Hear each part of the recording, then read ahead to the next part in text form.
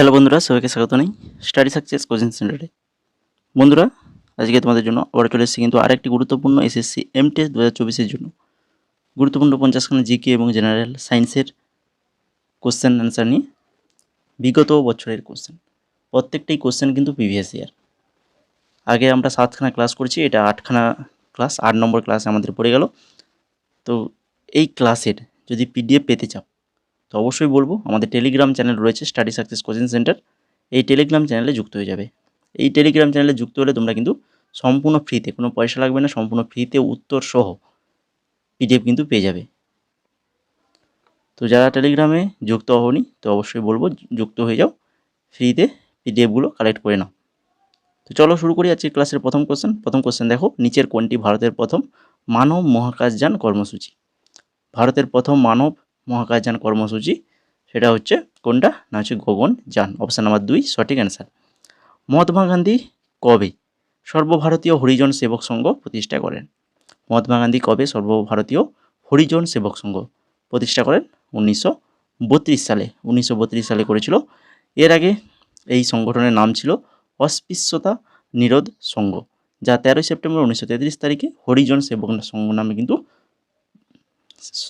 নামটা চেঞ্জ করা হয়, করে হরিজন সেবক সংঘ নামকরণ করা হয়। এর প্রথম সভাপতি ছিলেন বিখ্যাত শিল্পপতি ঘনশ্যাম দাস বিড়লা এবং সম্পাদক ছিলেন অমৃতলাল বিঠল দাস ঠক্কর। তো এই ইনফরমেশনগুলো একটু মনে রাখবে। তো এরপরে চলে যাও 3 নম্বর কোশ্চেন। 3 নম্বরে কী রয়েছে? রবীন্দ্রনাথ ঠাকুরের লেখা গল্পগুচ্ছ ড্যাশের সংকলন। গল্পগুচ্ছ কিসের সংকলন? না, এগুলো ছোট গল্পের সংকলন। তারপরে ড্যাশ হলো পর্যায় সারণীর সবচেয়ে ভারী প্রাকৃতিক উপাদান যার পারমাণবিক ওজন 238। পর্যায় সারণীর সবচেয়ে ভারী প্রাকৃতিক উপাদান ইউরেনিয়াম, যার পারমাণবিক ওজন হচ্ছে 238, পারমাণবিক সংখ্যা 92। এটাও মনে রাখবে। ভারতীয় সংবিধানের রাষ্ট্রীয় নীতির নির্দেশমূলক নীতির বৈশিষ্ট্যটি ড্যাক্স সংবিধান থেকে ধার করা হয়েছে। কোন সংবিধান থেকে ধার করা হয়েছে? না, হচ্ছে আইরিশ সংবিধান থেকে ধার করা হয়েছে। ড্যাশ হলো মাঠে বীজ বপনের উৎসব। এটি ঝাড়খণ্ডে পালিত একটি প্রধান উৎসব। মাঠে বীজ বপনের উৎসব, যেটা হচ্ছে ঝাড়খণ্ডের উৎসবটি হচ্ছে নাম কি? রোহিণী উৎসব। কোন বছর ভারতে 5G টেলিযোগাযোগ প্রযুক্তি চালু হয়েছিল? 5G চালু হয়েছিল কবে? 2022 সালে চালু হয়েছিল। নিচের কোন বইটি রাজা হর্ষবর্ধনের লেখা নয়? রাজা হর্ষবর্ধনের লেখা নয় বইটি কোনটা? এটা হচ্ছে আমুক্তমাল্যদ। এটা হর্ষবর্ধনের নয়। বাকি দেখো রত্নাবলী, নাগানন্দ, প্রিয়দর্শিকা, এগুলো প্রত্যেকটাই হর্ষবর্ধনের লেখা। আর আমুক্তমাল্যদ এটা হচ্ছে কৃষ্ণদেব রায়ের লেখা, কৃষ্ণদেব রায়। 2011 সালে আদমশুমারি অনুসারে নিম্নলিখিতগুলির মধ্যে কোনটি ভারতের সবচেয়ে কম জনবহুল কেন্দ্রশাসিত অঞ্চল? সবচেয়ে কম জনবহুল কেন্দ্রশাসিত অঞ্চল হচ্ছে লাক্ষাদ্বীপ। অপশান নাম্বার 2 সঠিক অ্যান্সার, লাক্ষাদ্বীপ। নিচের মধ্যে কে খিলজি রাজবংশের প্রতিষ্ঠাতা ছিলেন? খিলজি রাজবংশের প্রতিষ্ঠাতা ছিলেন কে? জালালউদ্দিন ফিরোজ খিলজি খিলজি বংশের প্রতিষ্ঠাতা। এরপর 11 নম্বর দেখো, 11 নম্বরে কি রয়েছে? নিম্নলিখিত নৃত্যগুলির মধ্যে কোনটি একার্য নামেও পরিচিত, যেখানে একজন নর্তকী একটি একক অভিনয়ের অনেক ভূমিকা নেয়? নৃত্যগুলির মধ্যে কোনটি একার্য নামে পরিচিত? সঠিক অ্যান্সার ভারতনাট্যম। এরপরে 12 নম্বর, ব্ল্যাকবাক জাতীয় উদ্যান ড্যাশে অবস্থিত? কোথায় রয়েছে ব্ল্যাকবাক জাতীয় উদ্যান? গুজরাটে রয়েছে। ড্যাশের ভীমসেন যোশী ছিলেন হিন্দুস্তানি শাস্ত্রীয় ঐতিহ্যের অন্যতম শ্রেষ্ঠ ভারতীয় গায়ক। হিন্দুস্তানি শাস্ত্রীয় ঐতিহ্যের অন্যতম শ্রেষ্ঠ ভারতীয় গায়ক ভীমসেন যোশী কোথাকার? ইনি হচ্ছেন কর্ণাটকের বাসিন্দা। দিল্লির হাইকোর্ট ড্যাশ সালে প্রতিষ্ঠিত হয়েছিল? দিল্লির হাইকোর্ট কত সালে প্রতিষ্ঠিত হয়েছিল? সালে 1966 সালে দিল্লি হাইকোর্ট প্রতিষ্ঠিত হয়েছিল। কোন বিখ্যাত ভারতীয় কত্থক নৃত্যশিল্পী 1986 সালে ভারতের দ্বিতীয় সর্বোচ্চ বেসামরিক পুরস্কার পদ্মবিভূষণ পেয়েছিলেন? কত্থক নৃত্যশিল্পী 1986 সালে পদ্মবিভূষণ পেয়েছিলেন, তিনি হচ্ছেন বিরজু মহারাজ। বিরজু মহারাজ। নিচের কোন নদীর প্রাচীন নাম বিপাশা? কোন নদীর প্রাচীন নাম বিপাশা? সঠিক অ্যান্সার বিয়াস। বিয়াসের প্রাচীন নাম বিপাশা। 2011 সালের আদমশুমারি অনুসারে নিম্নলিখিত রাজ্যগুলির মধ্যে কোনটি সাক্ষরতার হার সবথেকে বেশি? সাক্ষরতার হার সবথেকে বেশি হচ্ছে কেরালা। কেরালার সাক্ষরতার হার সবথেকে বেশি। 2011 সালে ভারতের সাক্ষরতার হার 74.04%। আর ভারতের মধ্যে কেরালার সাক্ষরতার হার সবথেকে বেশি, এরপরেই রয়েছে লাক্ষাদ্বীপ ও মিজোরাম। ভারতের বিহার রাজ্যে সাক্ষরতার হার সবচেয়ে কম। বিহারের সাক্ষরতার হার কিন্তু সবচেয়ে কম। এরপরে 18 নম্বর কোশ্চেন, নিচের কোন শহরটি মুঘলদের প্রথম পরিকল্পিত শহর? মুঘলদের প্রথম পরিকল্পিত শহর হচ্ছে ফতেপুর সিকরি। ফতেপুর সিকরি। নিম্নলিখিত মুঘল সম্রাটদের মধ্যে কে আগ্রায় শীষমহল নির্মাণ করেছিলেন? আগ্রায় শীষমহল নির্মাণ করেছিলেন কে? শাহজাহান। শাহজাহান করেছিলেন। 2011 সালের আদমশুমারি অনুসারে নিচের কোনটি শীর্ষ 10টি জনবহুল দেশের অন্তর্ভুক্ত নয়? শীর্ষ 10টি জনবহুল যে দেশ ছিল 2011 সালে আদমশুমারি অনুসারে, তাদের মধ্যে কোনটা নয়? সেটা হচ্ছে এই যে কানাডা। কানাডা তাদের মধ্যে ছিল না। কোন কোন 10টা দেশ দেখে নাও। ভারত, চীন, যুক্তরাষ্ট্র, Indonesia, Pakistan, Brazil, Nigeria, Bangladesh, Russia, Mexico. এই কিন্তু প্রথম 10টা দেশ ছিল। এরপর 21 নম্বর, তথ্য প্রযুক্তির অন্যতম প্রধান কেন্দ্র হলো সিলিকন ভ্যালি, যা ড্যাশে অবস্থিত। সিলিকন ভ্যালি এটা রয়েছে কোথায়? এটা রয়েছে ক্যালিফোর্নিয়ায়। ক্যালিফোর্নিয়ায় রয়েছে সিলিকন ভ্যালি। সিলিকন ভ্যালি হলো বিশ্বের আইটি শিল্পের বৃহত্তম কেন্দ্র। এটি ক্যালিফোর্নিয়া, মার্কিন যুক্তরাষ্ট্রে অবস্থিত। তারপরে দেখো 22 নম্বর, লোকসভার প্রিসাইডিং অফিসারকে ড্যাশ বলা হয়? লোকসভার যে প্রিসাইডিং অফিসার, সেই প্রিসাইডিং অফিসারকে কি বলা হয়? না হচ্ছে স্পিকার বলা হয়। স্পিকার। সাধারণ নির্বাচনের পর লোকসভার প্রথম বৈঠকে সাধারণ স্পিকার নির্বাচিত হয়, আর স্পিকার 5 বছরের মেয়াদে দায়িত্ব পালন করেন। ঠিক আছে। তারপরে দেখো 23 নম্বর কোশ্চেন, নিচের বায়ুমণ্ডলীয় স্তরগুলির মধ্যে কোনটির সবচেয়ে বেশি ঠান্ডা? সবথেকে বেশি ঠান্ডা কোন স্তর? সেটা হচ্ছে মেসোস্ফিয়ার। মেসোস্ফিয়ার কিন্তু সবথেকে বেশি ঠান্ডা। নিম্নলিখিত আইনগুলির মধ্যে কোনটি প্রাদেশিক স্তর দ্বৈত শাসন ব্যবস্থাকে বাতিল করেছে এবং জনপ্রিয়ভাবে নির্বাচিত প্রাদেশিক আইনসভাগুলি উত্থানের অনুমতি দিয়েছে? কোন আইন?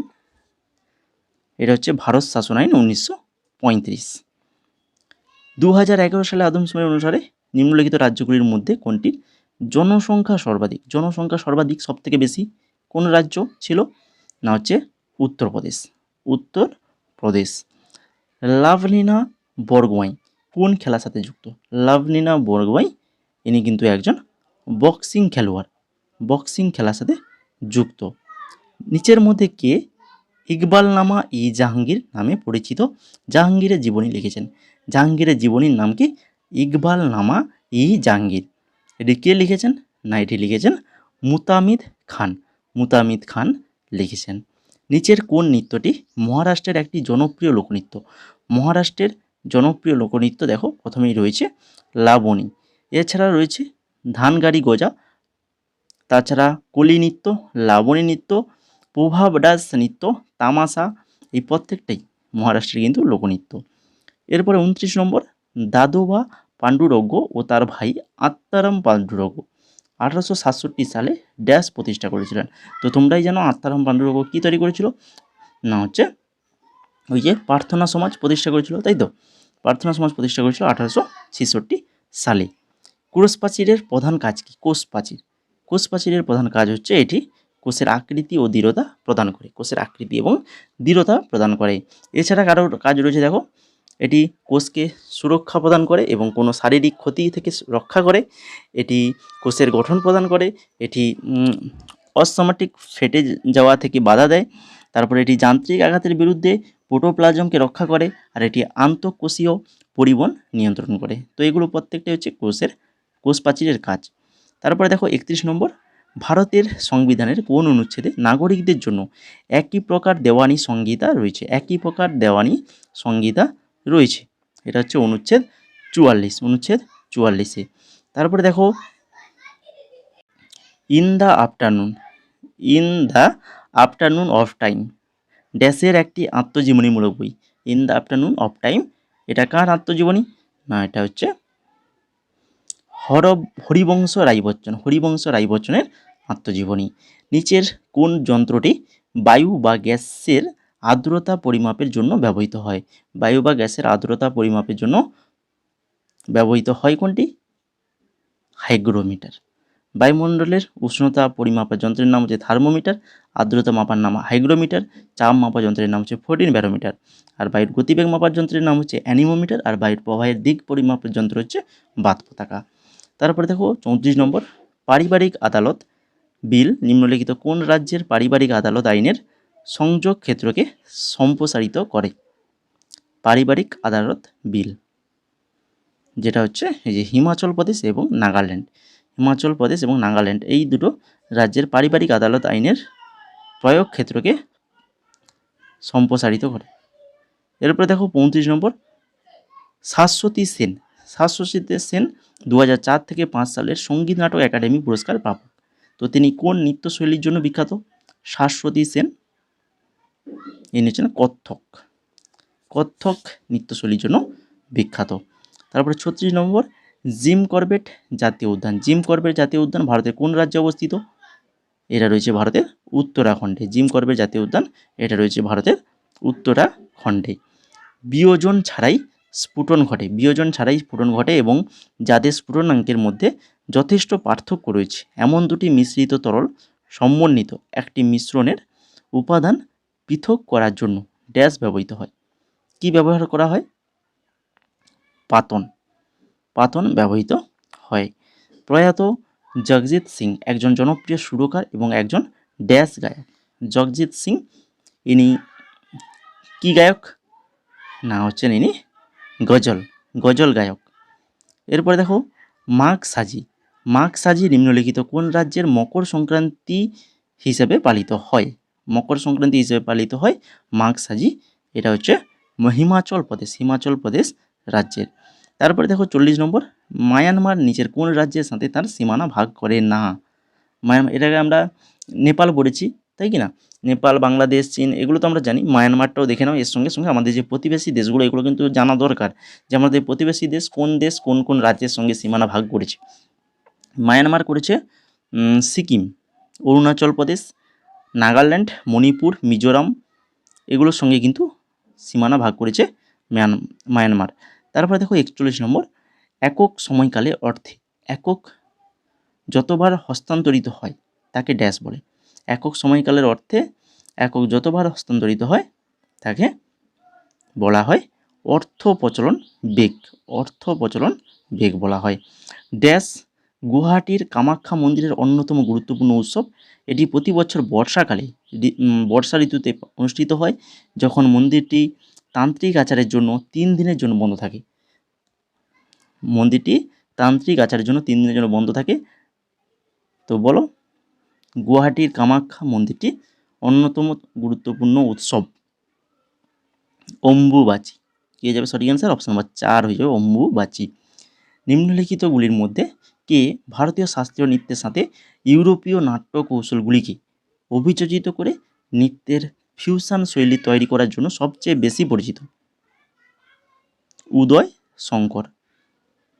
হিন্দুস্তান সোশ্যালিস্ট রিপাবলিকান অ্যাসোসিয়েশন 1928 সালে কোথায় প্রতিষ্ঠিত হয়েছিল? হিন্দুস্তান সোশ্যালিস্ট রিপাবলিকান অ্যাসোসিয়েশন এটা প্রতিষ্ঠিত হয়েছিল দিল্লিতে।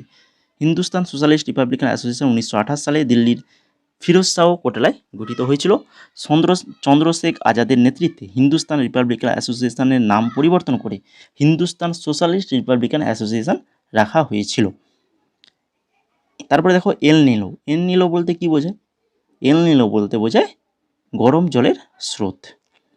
নিম্নলিখিতগুলোর মধ্যে কাকে প্রাথমিকভাবে হিন্দুস্তানি শাস্ত্রীয় সঙ্গীতের একজন ওস্তাদ হিসেবে বিবেচনা করা হয়, হিন্দুস্তানি শাস্ত্রীয় সঙ্গীতের ওস্তাদ হিসেবে বিবেচনা করা হয় বরে গুলাম আলী খান। বরে গুলাম আলী খান। নিম্নলিখিত নৃত্যশিল্পীদের মধ্যে কে ভারতীয় শাস্ত্রীয় নৃত্যের কত্থকের সাথে যুক্ত? কত্থকের সাথে যুক্ত কে না হচ্ছে পণ্ডিত বিরজু মহারাজ। পণ্ডিত বিরজু মহারাজ। অক্সিডাইজ পারদের সবচেয়ে সাধারণ আকরিক কোনটি যা আগ্নেয়গিরির কার্যকলাপ এবং উষ্ণ প্রসবনের সাথে যুক্ত দানাযুক্ত ভূত্বক বা শিলাগুলিতে ঘটে? অক্সিডাইজ পারদের সবচেয়ে সাধারণ আকরিক কোনটি? সিন্নাবার, যা আগ্নেয়গিরি কার্যকলাপ এবং উষ্ণ প্রসবনের সাথে যুক্ত দানাযুক্ত ভূত্বক বা শিলাগুলিতে ঘটে। 49 নম্বর, ভারতের ক্ষুদ্র ঋণ প্রতিষ্ঠান MFI প্রাথমিক উদ্দেশ্য কী? এটা আমরা প্রত্যেক ক্লাসেই আলোচনা করি, কারণ ইম্পর্টেন্ট কোশ্চেন রয়েছে, এইভাবে কোশ্চেনগুলো বারবার আসে। তো নিম্ন আয়ের ব্যক্তিদের ক্ষুদ্র ঋণ প্রদান, নিম্ন আয়ের ব্যক্তিদের ক্ষুদ্র ঋণ প্রদান। লাস্ট কোশ্চেন 50 নম্বর, ইউরোপ ও আফ্রিকার মধ্যে সীমানা হিসাবে কাজ করে এমন ভৌগোলিক বৈশিষ্ট্যের নাম কি? ইউরোপ এবং আফ্রিকার মধ্যে সীমানা হিসাবে কাজ করে, সেটা হচ্ছে জিব্রাল্টার প্রণালী। জিব্রাল্টার প্রণালী অপশান নাম্বার 1 সঠিক অ্যান্সার। এছাড়া মালাক্কা প্রণালী, এটা হচ্ছে দক্ষিণ পূর্ব এশিয়াতে মালয় উপদ্বীপ এবং ইন্দোনেশিয়ার সুমাত্রা দ্বীপের মধ্যে অবস্থিত একটি সংকীর্ণ সমুদ্র প্রণালী। তারপরে বসপোয়াস প্রণালী, এটি জল প্রণালী যা এশিয়া ও ইউরোপের মধ্যবর্তী অঞ্চল মধ্যে সীমানা নির্দেশ করে। আর হচ্ছে দার্দানেলস প্রণালী, এটি এশিয়া ইউরোপের মধ্যে মহাদেশীয় সীমানা তৈরি করে এবং এশীয় তুরস্ক ও ইউরোপীয় তুরস্ক আলাদা করে। তো এই ছিল মোট 50খানা কোশ্চেন, খুবই ইম্পর্ট্যান্ট কোশ্চেন। প্রত্যেকটাই কোশ্চেন কিন্তু প্রিভিয়াস ইয়ার, ঠিক আছে? এগুলো কোনোটাই যে প্রিভিয়াস ইয়ারে আসেনি এমন নয়, প্রত্যেকটা কোশ্চেনই প্রিভিয়াস ইয়ারে এসেছে, সেই কোশ্চেনগুলোই আলোচনা করেছি, ঠিক আছে?